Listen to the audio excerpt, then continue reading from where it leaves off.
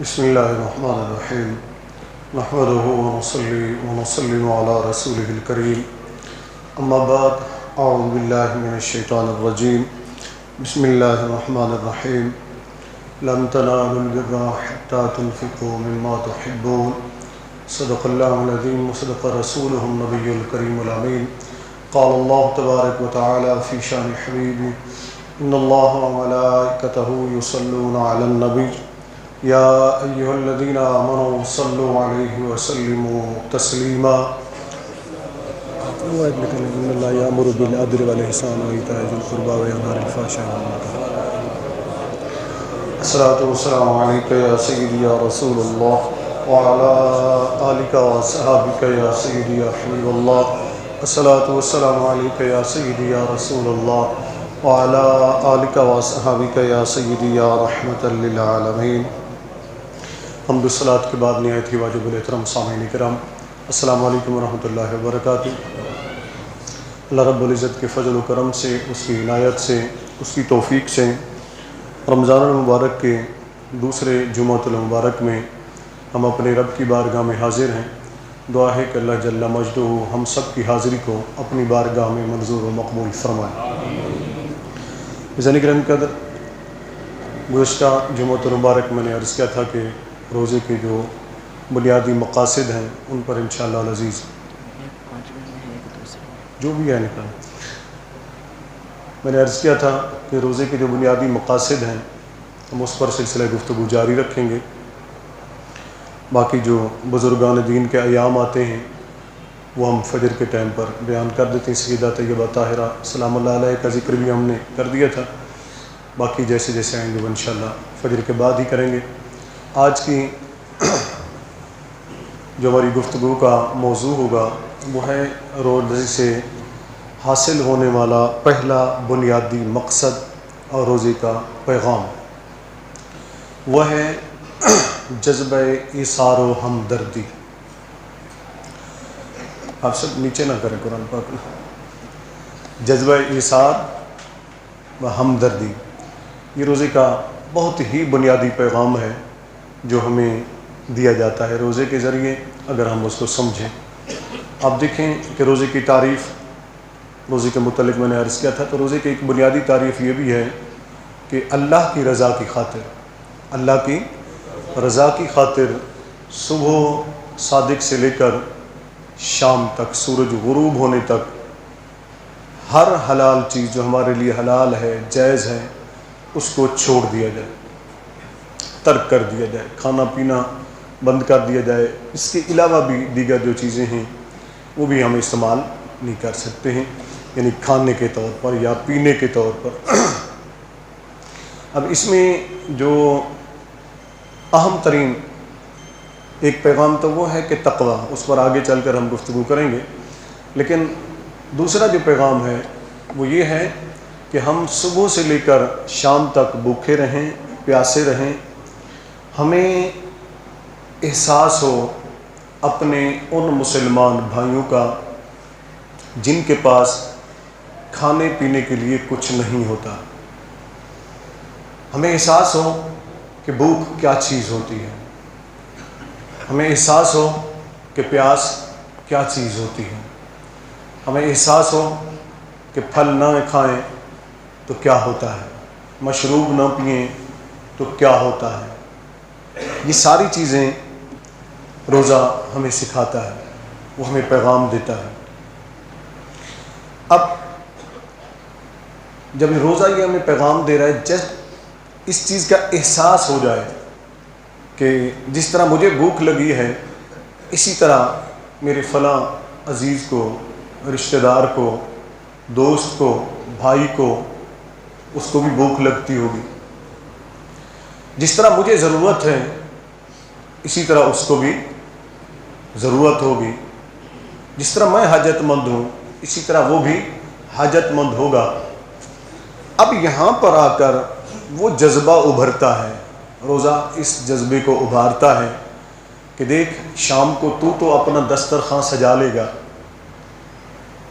صبح سحری کے ٹائم بھی تو اپنا دسترخوان سجا لیتا ہے، دن بھر تو بھوکا اور پیاسا رہتا ہے۔ ذرا سوچ جن کے پاس نہ سحری کے ٹائم کچھ ہے نہ افطاری کے ٹائم کچھ،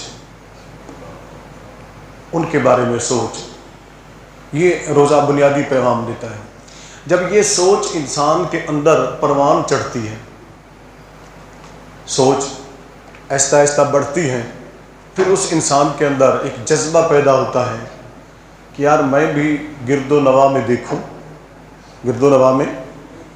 دیکھوں کہ میرا کوئی عزیز، میرا رشتہ دار، میرا پڑوسی، میرا ہمسایہ، کوئی مسلمان بھوکا تو نہیں ہے، پیاسا تو نہیں ہے، ایسا تو نہیں ہے کہ شام کو اس نے روزہ افطار کرنا ہو اور اس کے سامنے کچھ بھی نہ ہو، اور وہ یا تو نمک کے ساتھ کر رہے ہوں یا پانی کے ساتھ، ہو سکتا ہے کسی کو پینے کا صاف پانی بھی میسر نہ ہو۔ ایسے بھی بے شمار گھر ہوتے ہیں کہ پینے کا بھی صاف پانی میسر نہیں ہوتا ہے، کھانے پینے کی اشیاء تو دور کی بات ہے۔ تو یہ جب جذبہ پیدا ہوتا ہے پھر انسان کا دل کرتا ہے کہ میں اللہ کی راہ میں دوں، اللہ کی رضا کے لیے دوں۔ بس ٹھیک ہے، دے دیں، نہیں مل رہا، اچھا ہے، ٹھیک ہے، تو انسان کے اندر جب یہ جذبہ پیدا ہوتا ہے تو وہ انسان سوچتا ہے کہ میں اللہ کی راہ میں خرچ کروں۔ جب انسان اللہ کی راہ میں خرچ کا سوچتا ہے تو یہاں دو تین چیزیں ہمارے سامنے آتی ہیں، پہلے ہم اس کو سمجھ لیں۔ وہ دو تین چیزیں کیا ہوتی ہیں؟ ایک تو یہ باتیں میری غور سے سنیے گا، بڑی اہم باتیں ہیں اور پیغام روزے کے حوالے سے بھی ہے، اسلام کے حوالے سے بھی۔ پہلی چیز، لوگ دیتے ہیں اللہ کے نام پر، خرچ کرتے ہیں، لیکن ہوتا کیا ہے کہ جو چیز فالتو ہوتی ہے، یعنی اپنے استعمال کی نہیں ہوتی، وہ کسی غریب کو دے دیتے ہیں اور بڑا احسان کرتے ہیں کہ ہم نے غریب کی مدد کر دی۔ مثلا ہم نے کپڑا پہنا ہوا ہے نا، ہم دیکھیں گے بھی کپڑا کہیں سے پھٹ گیا ہے، ہمارے پہننے کے قابل نہیں ہے، گھس گیا ہے، کلر اچھا نہیں رہا، چلیں کسی غریب کو دے دیتے ہیں، اپنے لیے دوسرا نیا لے لیں گے۔ ایک ہی ہے دینا، یہ بھی اللہ کی راہ میں ہے، ٹھیک ہے نا جی۔ اب دوسرا وہ ہوتا ہے کہ ویسے ہی کوئی چیز نئی خرید کر دے دی جاتی ہے۔ یہ دو تصور پہلے ہیں۔ تیسرا سٹیپ جو ہے وہ یہ ہے، تیسرا درجہ وہ یہ ہے کہ انسان اپنی پسند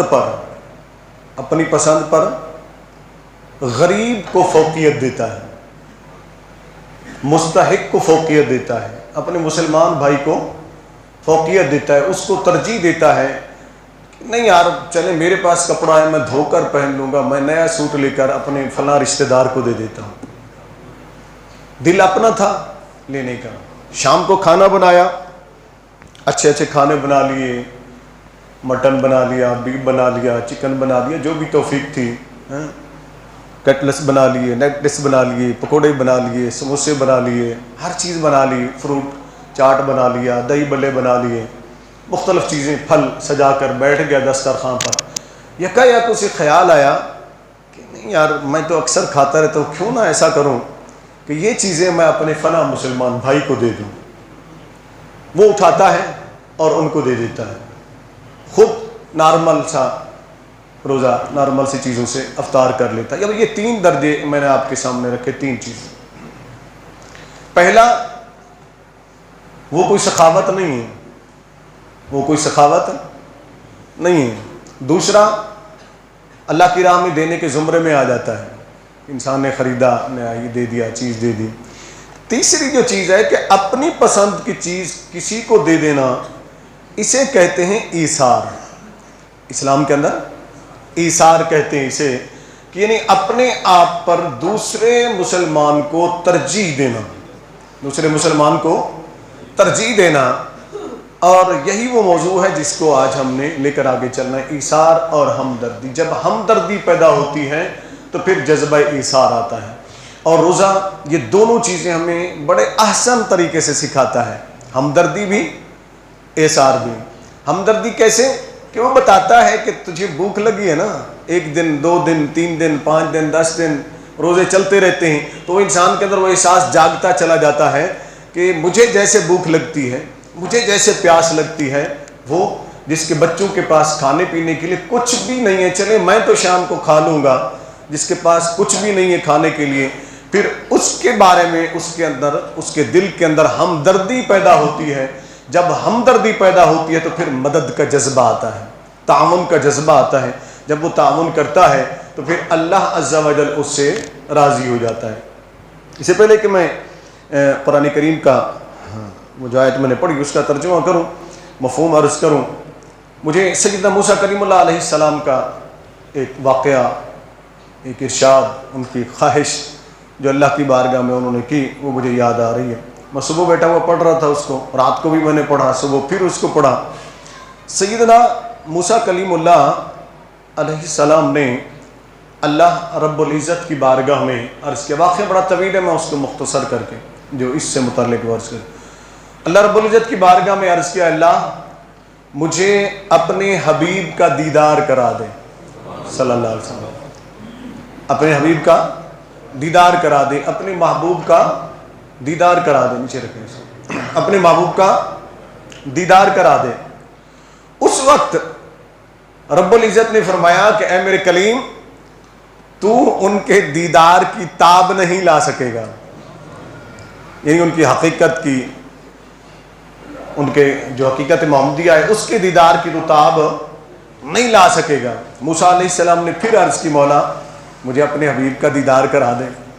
اللہ رب العزت نے ارشاد فرمایا، ایسا کرتا ہوں میں اپنے محبوب کی حقیقت میں سے، حقیقت محمدیہ میں سے ایک جھلک تجھے دکھاتا ہوں، ایک جھلک تجھے دکھاتا ہوں، تو اسے بھی برداشت نہیں کر پائے گا۔ اب یہاں سیدی عبدالعزیز دباغ رحمۃ اللہ علیہ فرماتے ہیں، الابریز کے اندر فرماتے ہیں کہ اگر حقیقت محمدیہ کا ایک ذرہ بھی اس دنیا پر ظاہر کر دیا جائے تو یہ دنیا پگھل جائے گی، یعنی جل کر راکھ ہو جائے گی، جس طرح برف دھوپ میں پگھل جاتی ہے، نمک پانی میں گھل جاتا ہے، اس طرح پگھل جائے گی۔ حقیقت محمدیہ کی تاب نہیں لا سکے گی، یعنی اس کا ایک ذرہ اگر ظاہر کر دیا جائے۔ جو دیکھا لوگوں نے، تو مولانا قاسم نانوتوی بانی دارالعلوم دیوبند، انہوں نے بڑی زبردست بات کی ہے قصائد قاسمی کے اندر، وہ کہتے ہیں کہ رہا جمال پہ تیرے حجاب بشریت، رہا جمال پہ تیرے حجاب بشریت، یا رسول اللہ صلی اللہ علیہ وسلم آپ کے جمال پہ، آپ کی حقیقت پہ حجاب بشریت رہا۔ حقیقت آپ کی کیا ہے کوئی نہیں جانتا، کوئی نہیں جانتا، کسی کو کیا معلوم کہ آپ کی حقیقت کیا ہے، وہ آپ کا رب جانے اور آپ جانے۔ لوگوں نے دیکھا، وہ تو بشریت کو دیکھا نا، ظاہری جو بشرا تھا اس کو دیکھا، اس ظاہری بشریت کا عالم یہ تھا، اس حسن کا عالم یہ تھا۔ صحابہ کرام رضوان اللہ تعالیٰ علیہ مجمعین فرماتے ہیں کہ ہم ٹک ٹکی باندھ کر چہرہ مصطفیٰ کو دیکھ نہیں سکتے تھے صلی اللہ علیہ وسلم، یوں دیکھتے اور پھر گردن جھکا لیتے، آنکھیں جھکا لیتے۔ وہ کہتے ہیں کہ اس حسن کے اندر ایسی تابانیاں تھیں کہ ہماری آنکھیں تاب نہیں لا سکتے۔ قریب رہنے والے، سب سے قریب ابوبکر صدیق، عمر فاروق، عثمان غنی، مولا علی رضی اللہ عنہ، یہ بہت زیادہ قریب رہتے تھے۔ یہ بھی کیسے دیکھتے تھے؟ تو کتب سیر کے اندر یہ موجود ہے اور کتب حدیث کے اندر کہ یوں بیٹھے ہوتے اور یوں کر کے یوں دیکھ لیتے، پھر منہ نیچے کر لیتے تھے، نگاہیں نیچی کر لیتے تھے۔ جب حضرت عمر فاروق رضی اللہ تعالیٰ عنہ اور حضرت علی رضی اللہ تعالیٰ عنہ حضرت اویس کرنی کو ملنے کے لیے گئے نبی کریم صلی اللہ علیہ وسلم کے حکم کے مطابق، یہ صحیح مسلم شریف کے اندر بھی موجود ہے اور دیگر کتب کے اندر بڑی تفصیل کے ساتھ موجود ہے کہ جب یہ وہاں گئے تو حضرت اویس کرنی رضی اللہ تعالیٰ عنہ نے ان دونوں سے پوچھا کہ تم نے نبی کریم صلی اللہ علیہ وسلم کو دیکھا ہے؟ انہوں نے نہیں دیکھا تھا، وہ تابعی ہیں، آئے تھے دیکھنے کے لیے مگر دیکھ نہ سکے۔ تو پوچھا دیکھا؟ تو انہوں نے کہا ہاں ہم نے دیکھا ہے۔ کہا مجھے بتاؤ ان کی بھویں کیسی تھیں، ان کی آنکھیں کیسی تھیں، ان کے رخسار کیسے تھے؟ تو دونوں نے نگاہیں جھکا لی۔ انہوں نے کہا کہ جس طرح آپ پوچھ رہے ہیں اس طرح تو ہم دیکھ ہی نہیں سکے، اس طرح تو ہم دیکھ ہی نہیں سکے، ہمارے اندر وہ تاب ہی نہ تھی کہ ہم ان کو تک کر دیکھتے، تک ٹکی باندھ کر دیکھتے اور ان کے چہرے کی ہر ایک چیز کو ہم بیان کر دیتے آپ کے سامنے۔ جو دیکھا ہے وہ بیان کر سکتے ہیں، جو جھلک دیکھی، باقی حقیقت ہم بیان نہیں کر سکتے۔ تو یہ ہے حقیقت محمدیہ۔ موسیٰ علیہ السلام نے عرض کیا ٹھیک ہے مولا دکھا دے. جب اللہ رب العزت نے ان کے حقیقت محمدیہ کے حسن کی تجلی جلوہ دکھایا، جھلک دکھائی، تو موسیٰ علیہ السلام بے ہوش ہو گئے. رب کریم کی بارگاہ میں عرض کی مالک مولا ایک بات تو بتا. اللہ کی بارگاہ میں عرض کی. یہ اس موضوع سے متعلق میں نے کہا وہی میں صرف حصہ عرض کروں گا. موسیٰ علیہ السلام نے اللہ کی بارگاہ میں عرض کی اے اللہ ایک بات تو بتا کہ محمد صلی اللہ علیہ وآلہ وسلم کو یہ مقام یہ مرتبہ کس وجہ سے حاصل ہوا ہے؟ یعنی ان کا حسن اتنا عظیم ہے تو یہ مرتبہ ان کو کس وجہ سے حاصل ہوا ہے؟ تو رب کریم نے فرمایا میرے کریم میرے حبیب کو یہ مرتبہ جذبہ ایثار کی وجہ سے حاصل ہوا ہے. یعنی وہ ایثار کرتے تھے کریں گے، ان کے اندر یہ خصوصی صفت ہوگی، یعنی کہ اپنی پسند پر دوسرے کی پسند کو وہ ترجیح دیں گے. اب اسی موضوع کو لے کر ہم آگے چلیں گے کیا کرنا چاہیے. اب یہاں قرآن کریم کی جو آیت کریم میں نے تلاوت کی خطبے میں، یہ چوتھے سپارے کی شروع کی آیت ہے، چوتھا سپارہ شروع ہو رہا ہے. رب کریم نے ارشاد فرمایا لن تنالوا البر حتى تنفقوا مما تحبون وما تنفقوا من شيء فإن الله به عليم. یہ رب کریم نے ارشاد فرمایا لن تنالوا البر، تم ہرگز نیکی کو نہیں پا سکتے ہو، تم ہرگز نیکی کو نہیں پا سکتے حتی تنفقوا مما تحبون، یہاں تک کہ تم اللہ کی بارگاہ میں اللہ کے راستے میں وہ خرچ کرو جسے تم سب سے زیادہ پسند کرتے ہو، سب سے زیادہ پسند کرتے ہو. میں چھوٹا تھا جب میں پڑھ رہا تھا، اس وقت میری تقریباً عمر 7 یا 8 سال ہوگی، تو میں نے فارسی کی کتاب پڑھائی جو جاتی تھی مدارس کے اندر، اس کے اندر ایک واقعہ پڑھا، وہ بڑا دلچسپ تھا. تمثیلاً وہ واقعہ لکھا گیا، سمجھانے کے لیے بزرگوں نے وہ واقعے لکھے ہیں. تو واقعہ کیا تھا؟ کہتے ہیں کہ ایک شخص ایک بادشاہ یا رئیس زادہ یا امیر یا سردار کے پاس گیا. اس نے جا کر سوال کیا کہ اللہ کے نام پر مجھے دو، اللہ کے نام پر مجھے دو. جب وہ وہاں گیا اس سے سوال کیا تو اس نے ایک چادر اس کو دی. جب چادر اس نے دی تو اس نے چادر کھولی تو وہ جگہ جگہ سے نا پھٹی ہوئی تھی چادر. شاید یہ آپ نے بھی یہ واقعہ سنا، بہت پرانا بزرگوں نے لکھا کتابوں کے اندر. وہ چادر پھٹی ہوئی تھی تو وہ زور زور سے نا پڑھنے لگا لا الہ الا اللہ لا الہ الا اللہ لا الہ. اس نے کہا آگے بھی تو پڑھ، کلمہ آگے بھی تو ہے، پورا کیوں نہیں پڑھتا؟ تو اس نے آگے سے جواب دیا سردار جو تو نے چادر مجھے دی ہے نا تو میں لا الہ پڑھتا ہوں تو آگے پھٹی ہوئی ہے، آگے کچھ نظر ہی نہیں آتا، اگلا حصہ تو نظر ہی نہیں آتا ہے، تیری چادر کے ٹکڑے ٹکڑے ہوئے ہوئے تو پورا کلمہ تو نظر ہی نہیں آ رہا.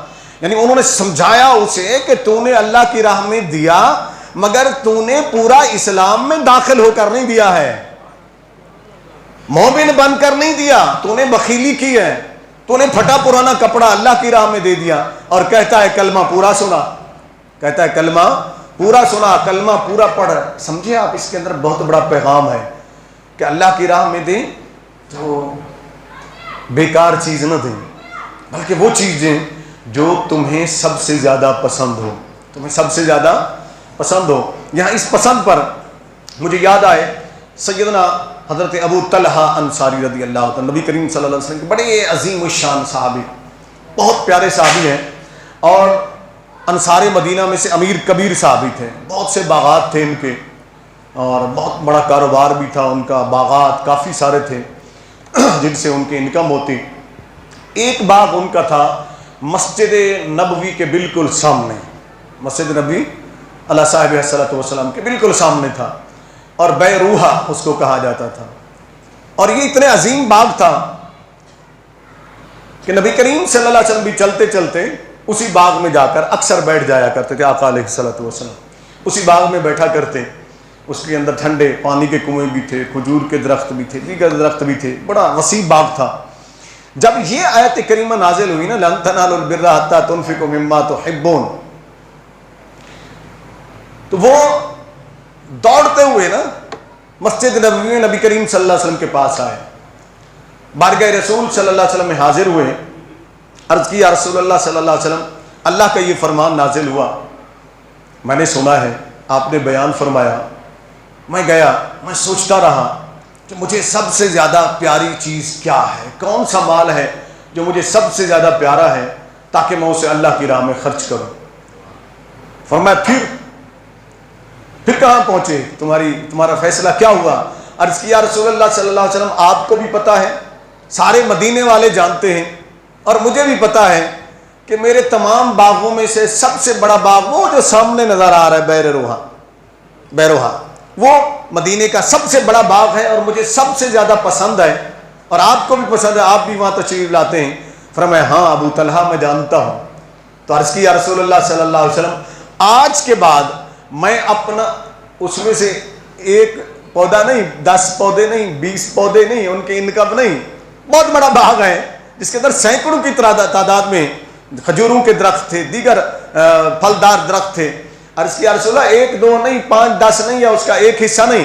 عرض کی یا رسول اللہ صلی اللہ علیہ وسلم میں یہ سارا کا سارا اپنا باغ جو ہے یہ اللہ کی راہ میں وقف کرتا ہوں، اللہ کی راہ میں دیتا ہوں۔ اب آپ اس کے مالک ہیں، جہاں چاہیں جیسے چاہیں اسے خرچ فرمائیں، جس کو چاہیں یہ دے دیں۔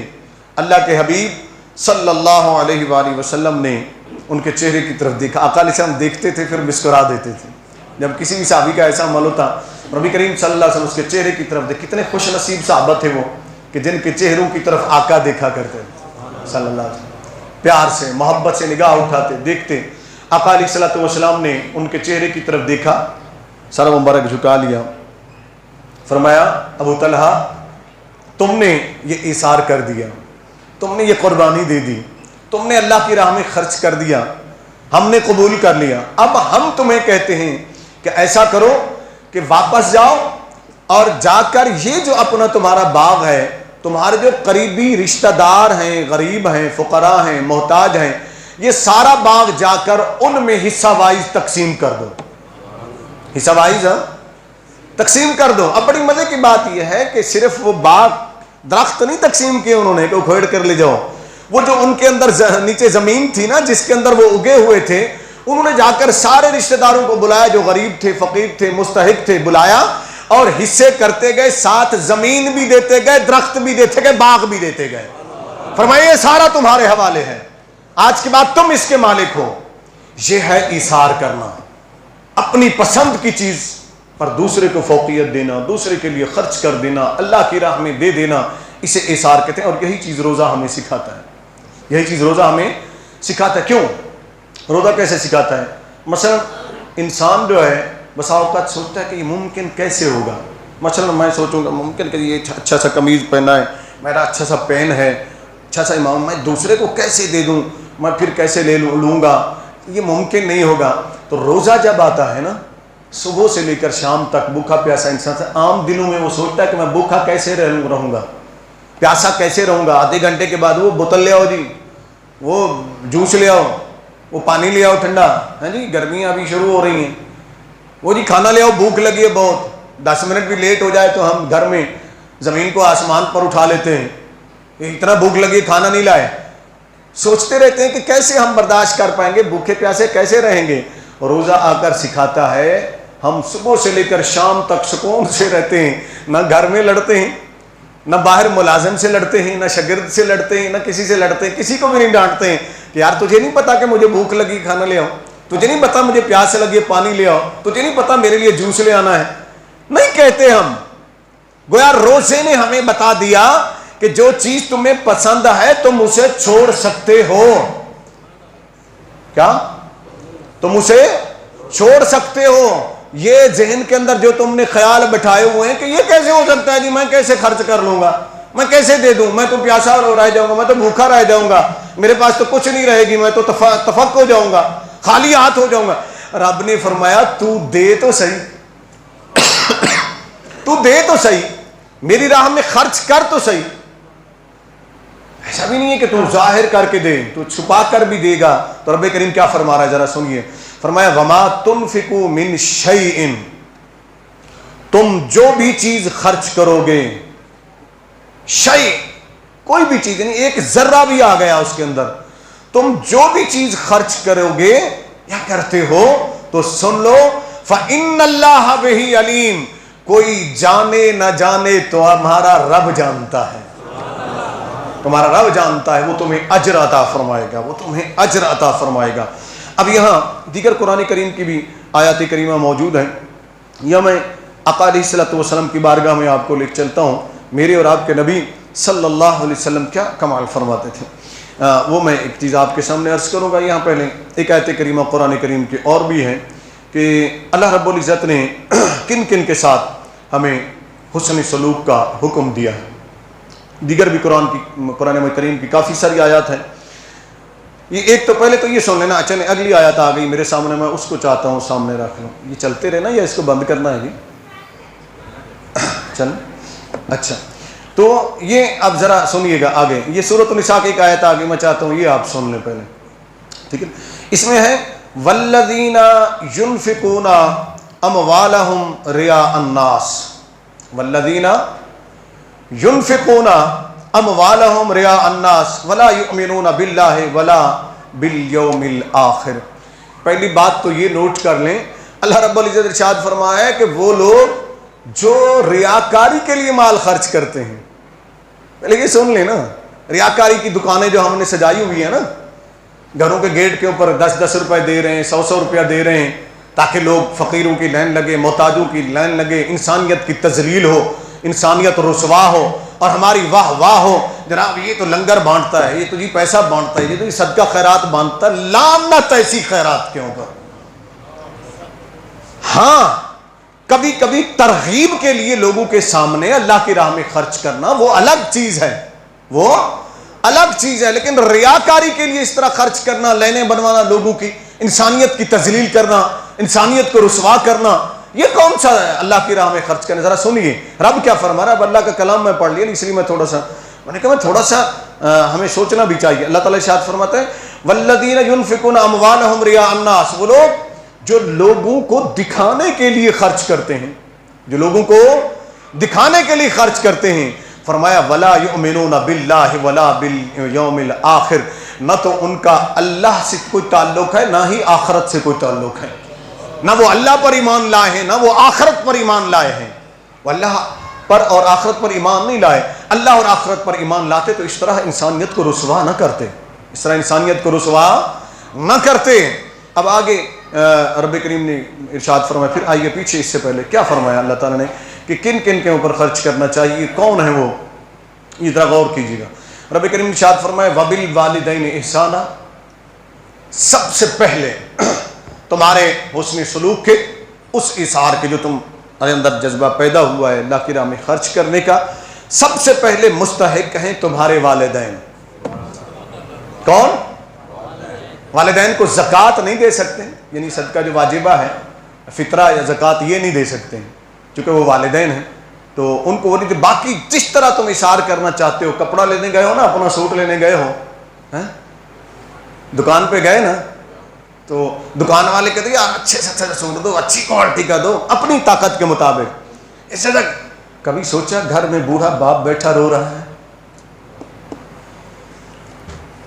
کبھی سوچا گھر میں بوڑھی ماں بیٹھی رو رہی، تیرا راستہ تک رہی ہے، اس کے پاس کپڑے نہیں ہیں، باپ کے پاس نہیں ہے، ہم اپنے بچوں میں مست ہو جاتے ہیں، اپنے آپ میں مست ہو جاتے ہیں، وہ دیکھتے رہ جاتے ہیں، ان کی نظریں تلاش کرتی ہیں، یار ایسا کیا کر، یہ قرآن کا حکم ہے، پہلے وہ ہے تیرے لیے۔ جب تم اپنے لیے لینا کوئی چیز، سب سے پہلے اپنے بابا کے لیے لے آؤ، اپنی ماں کے لیے لے آؤ، لا کر ماں کو دے، اماں یہ تیرے لیے سوٹ لائے ہوں، اماں یہ تیرے لیے سوٹ لائے، ابا یہ تیرے لیے سوٹ لائے، دیکھ پھر وہ کیسے خوش ہوتے ہیں، ان کے چہرے جن پر جھریاں پڑ گئیں، جو عمر رسیدہ ہو گئے، ساری زندگی ہمارے لیے محنت کرتے رہے، وہ مایوس ہو کر بیٹھے ہوتے، دیکھنا ان کے چہرے کیسے کھل اٹھتے ہیں۔ یہ کرو، ماں باپ کو پہلے لے آؤ اپنے آگے۔ پھر اللہ رب العزت نے دوسرا جو حکم دیا قرآن کریم کے اندر، وَبِذِي الْقُرْبَى، پھر جو تمہارے قریبی رشتہ دار ہیں، کون ہیں؟ قریبی رشتہ دار، تو کھا لیتا ہے، ذرا ان کو بھی دیکھ، وہ بھی کھا پاتے ہیں کہ نہیں کھا پاتے، ان کے اوپر خرچ کر، ان سے حسن سلوک کر۔ وَالْيَتَامَى، اس کے بعد یتیم بچے جن کے سر پر کوئی ہاتھ رکھنے والا نہیں ہے، والمساکین، اور وہ مسکین بیچارے جو در دھکے کھاتے ہیں، کوئی ان کو سینے سے نہیں لگاتا، ان کی بھی سوچ، ان پر احسان کر. والجار ذی القربى والجار الجنب والصاحب بالجنب وابن السبیل، مسافر، قریبی، غلام، نوکر، ان سب کے اوپر خرچ کر. وما ملکت ایمانکم، اور ان پر جو تیری ملکیت ہے، یعنی تو ان کا حاکم ہے کسی بھی لحاظ سے، وہ تیرے شاگرد ہیں، وہ تیرے نوکر ہیں، وہ تیرے ملازم ہیں، کوئی بھی ہیں، ان سب کا خیال کر. پھر اللہ تعالیٰ فرماتا ہے کہ اللہ تعالیٰ ایسے لوگوں کو پسند نہیں کرتا جو بخل کرتے ہیں. پھر آگے یہی آیات آ رہے ہیں، الذین یبخلون ویأمرون الناس بالبخل ویکتمون ما آتاہم اللہ من فضل وأعتدنا للکافرین عذابا مہینا. ایسی بخالت کرنے والوں کو اللہ رب العزت نے اس لسٹ میں شامل کیا ہے جن پر عذاب نازل ہوگا. اب آئیے ہم دیکھتے ہیں ہمارے نبی صلی اللہ علیہ وسلم کیسے فرماتے تھے. یہاں آقا علیہ صلی اللہ علیہ وسلم، پہلے ایک واقعہ اور پہلے سن لیں، بعد میں دوسرا عرض کرتا ہوں. نبی کریم صلی اللہ علیہ وسلم تشریف لے جا رہے ہیں. آقا علیہ السلام نے، حضرت جابر رضی اللہ تعالیٰ فرماتے ہیں میں آقا علیہ السلام کے ساتھ تھا. آقا علیہ صلی اللہ علیہ وسلم نے 2 مسواک لیے دانتوں میں کرنے والے. وہ مسواک لیے لے کر جب چل پڑے تو دونوں مسواک تو ایک ہی بندے سے لیے، مگر ایک تھوڑا سا ٹیڑھا تھا، ایک مسواک سیدھا تھا. آپ نے دونوں لیے، چل پڑے. آگے ایک بندے نے سوال کیا کہ یا رسول اللہ صلی اللہ علیہ وسلم ایک مسواک مجھے دے دیجیے. نبی کریم صلی اللہ علیہ وسلم دونوں سامنے کی، وہ جو سیدھا مسواک تھا نا، آقا علیہ السلام نے وہ اسے دے دیا اور ٹیڑھا مسواک اپنے پاس رکھ لیا. توجہ سے سنیے گا، وہ بات جو موسیٰ علیہ السلام کو اللہ نے فرمائی کہ میرے حبیب کو یہ خصوصی مقام اس لیے ملا کہ وہ اثار کو پسند کرتے ہیں. صرف پسند نہیں کرتے، خود بھی اثار کرتے ہیں. یہ ہے وہ اثار کی زندہ مثال. صحابی نے عرض کی یا رسول اللہ صلی اللہ علیہ وسلم، آپ کے شایان نشان وہ سیدھا مسواک تھا، ٹیڑھا آپ نے رکھ لیا، سیدھا اس کو دے دیا. فرمایا یہی تو وہ اثار ہے، یہی تو وہ جذبہ ہے کہ اللہ کی راہ میں اگر دو تو وہ دو جو تمہیں زیادہ پسند ہو. اس اپنی پسند کو دوسرے کو ترجیح دو، دوسرے کو وہ اچھی چیز دے دو، ماڑی چیز اپنے پاس رکھ لو، ہلکی چیز اپنے پاس رکھ لو. تم تو اور لے لو گے نا، لیکن اگلے کو تو نہیں پتا کہ وہ لے سکتا ہے کہ نہیں لے سکتا، وہ خرید سکتا ہے کہ نہیں خرید سکتا. یہ ہمارے نبی صلی اللہ علیہ وآلہ وسلم کی تربیت. سیدہ طیبہ طاہرہ حضرت ام المومنین سیدنا عائشہ صدیقہ رضی اللہ تعالیٰ عنہ فرماتی ہیں ایک مرتبہ ہمارے گھر میں گوشت آیا تو اللہ کے حبیب صلی اللہ علیہ وآلہ وسلم نے مجھے فرمایا عائشہ وہ گوشت آیا تھا اس کو پکا رہی ہو؟ میں نے عرض کی جی یا رسول اللہ صلی اللہ علیہ وسلم. فرمایا عائشہ ایسا کرنا اس میں پانی زیادہ ڈال لینا. کیا؟ ایک بار اونچی بولیں، پانی زیادہ ڈال لینا. اور ہم جب گھر میں پکواتے ہیں، گھر پکانے والی کہتے ہیں پانی نہیں ڈالنا، اس کو سب روسٹ کر کے بنانا کہ بس میں کھا جاؤں. ہیں کرتے ہیں ایسا کہ نہیں کرتے ہیں؟ ناراض نہ ہوئیے گا.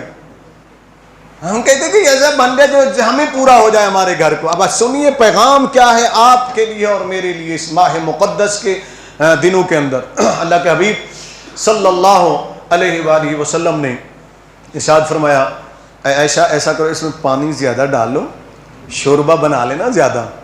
انہوں نے کہا یا رسول اللہ صلی اللہ علیہ وسلم کیوں؟ 2 تو بندے ہیں، ایک آپ ہیں ایک میں ہوں، اور تو کوئی ہے نہیں گھر میں، مہمان بھی کوئی نہیں آیا ہوا.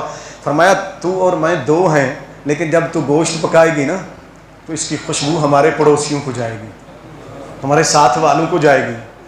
میں محمد نہیں چاہتا کہ میں کھاتا رہوں اور میرا پڑوسی نہ کھائے. ایسا بنا اس کو، پہلے ان کو بھیجنا پھر ہم کھائیں گے، پھر ہم کھائیں گے. یہ ہے وہ جذبہ ایثار جس کا پیغام ہمیں اللہ کے حبیب صلی اللہ علیہ وسلم نے دیا اور ہمیں سکھایا. اور پھر نبی کریم صلی اللہ علیہ وسلم کی تعلیمات پر عمل کرتے ہوئے صحابہ کرام نے کیسا عمل کیا. ایک تو ہے نا آسان، جہاں آپ ایزی بیٹھے ہوئے ہیں سکون سے اپنے گھر کے اندر اپنی دکان میں، یہاں ہم نہیں کر سکتے. تو صحابہ کرام نے جو کچھ سیکھا نبی کریم صلی اللہ علیہ وسلم سے ذرا اس پر غور کیجیے. اس میں کیا فرمایا اللہ کے حبیب صلی اللہ علیہ وآلہ وسلم کے صحابہ نے عمل کر کے دکھایا اس کے اوپر. اب ذرا دیکھیے، یہ جنگ تبوک، غزوہ تبوک بڑا مشکل ترین مرحلہ تھا مسلمانوں کے لیے. مسلمانوں کی تعداد بہت کم تھی اور عیسائیوں کی یہودیوں کی تعداد بہت زیادہ تھی تبوک کے موقع کے اوپر، اور یہ سب سے مشکل ترین جنگ تھی مسلمانوں کے لیے. اس وقت نبی کریم صلی اللہ علیہ وسلم کے ایک صحابی حضرت حذیفہ بن یمان رضی اللہ تعالیٰ عنہ فرماتے ہیں جب جنگ ختم ہوئی بہت سارے صحابہ زخمی ہو گئے، بہت سے شہید ہوئے. وہ کہتے ہیں کہ میرے پاس پانی کی ایک مشک تھی چھوٹی سی، تھوڑا سا پانی بچا تھا، میں دوڑا، میں اپنے چچا زاد بھائی کو تلاش کر رہا تھا، وہ بھی اسی جنگ کے اندر تھا، مل نہیں رہا تھا، تو زخمیوں میں لاشوں میں اس کو تلاش کر رہا تھا. کہتے ہیں کہ ایک جگہ میں نے دیکھا کہ وہ کرا رہے ہیں، وہ جو میرا چچا زاد بھائی ہے زخموں سے کرا رہے ہیں، تو میں نے ان کے قریب جا کر بیٹھا، پوچھا کیسے ہو، بتایا کہ یہ میری حالت ہے، میں تو زخموں سے چور ہو کر گر گیا ہوں، خون نکل رہا تھا. کہنے کہ پانی پیو گے؟ انہوں نے کہا ہاں پانی ہے تمہارے پاس تو مجھے پیالہ دو، کیونکہ پیاس بھی شدید لگی تھی، لڑتے لڑتے گر گئے تھے، بے ہوش ہو گئے زخموں سے. تو انہوں نے کہا پانی پیو گے؟ انہوں نے کہا ہاں میں پیوں گا. جب میں نے مشک کا منہ کھولا پانی ان کو پلانے کے لیے، ان کے منہ کے قریب کیا، تھوڑی دور سے آواز آئی، کسی نے آہ کی زور سے، آہ پانی، آہ پانی، یعنی اس کو پیاس لگی تھی، زخموں کی تاپ، زخموں سے تڑپ رہا تھا وہ صحابی. کہتے ہیں کہ میرے چچا زاد بھائی نے جبکہ منہ کے قریب ان کے پانی پہنچ گیا تھا، کہا نہیں مجھے نہیں پلاؤ، پہلے ہمارے اس بھائی کو پلاؤ، وہ جو پانی طلب کر رہا ہے. میں نے اسی لیے عرض کیا تھا کہ ٹھنڈے اے سی میں بیٹھ کر، کولر کے نیچے بیٹھ کر، پنکھے کے نیچے بیٹھ کر ہم اللہ کی راہ میں خرچ نہیں کر سکتے، ہم ایثار اپنے اندر پیدا نہیں کر سکتے. صحابہ کا جذبہ تو دیکھیے نا. تو وہ صحابی اٹھے اور دوڑے ان کی طرف. کہتے ہیں جب میں وہاں گیا تو وہ حضرت حشام بن عاص تھے رضی اللہ عنہ، نبی کریم صلی اللہ علیہ وسلم کے بڑے جلیل القدر صحابی، وہ زخموں سے چور ہو چکے تھے. میں نے ان سے کہا کہ آپ کو پانی؟ انہوں نے کہا ہاں. میں نے مشک ان کے منہ کی طرف کی تو دور سے ایک اور آواز آئی، چونکہ زخمی کافی زیادہ تھے، اس نے ان کا ان کے پاس جاؤ، پہلے اسے پانی پلاؤ پھر میری طرف آ جانا. جب میں وہاں گیا تو میرے پہنچنے سے پہلے وہ تیسرا بندہ جو تھا جو آواز دے رہا تھا وہ شہید ہو گیا، اس کی روح کف انصری سے پرواز کر گئی. میں بڑا پریشان ہو گیا، میں جلدی سے واپس پلٹا حشام بن عاص کے پاس، چلو اس کو تو پلاؤں پانی. اس کے پاس آیا تو یہ بھی شہید ہو چکے تھے، روح کف انصری سے پرواز کر گئی. میں دوڑا واپس اپنے چچا زاد بھائی کے پاس آیا کہ شاید وہ موجود ہوں، میں ان کو پانی، وہاں آیا تو وہ بھی شہید ہو چکے تھے. یہ وہ مرحلہ ہے جب زندگی اور موت کی کشمکش میں تھے، جنگ کا مرحلہ تھا، مگر صحابہ کرام رضوان اللہ تعالی علیہم اجمعین نے اپنے آپ پر دوسرے کو ترجیح دی. کس کو ترجیح دی؟ دوسرے کو ترجیح دی. اسے کہتے ہیں ایثار، اسے کہتے ہیں ایثار. دعا ہے جو روزے کی صورت میں ہمیں پیغام ملتا ہے، اللہ تعالیٰ میں عمل کی توفیق عطا فرمائے.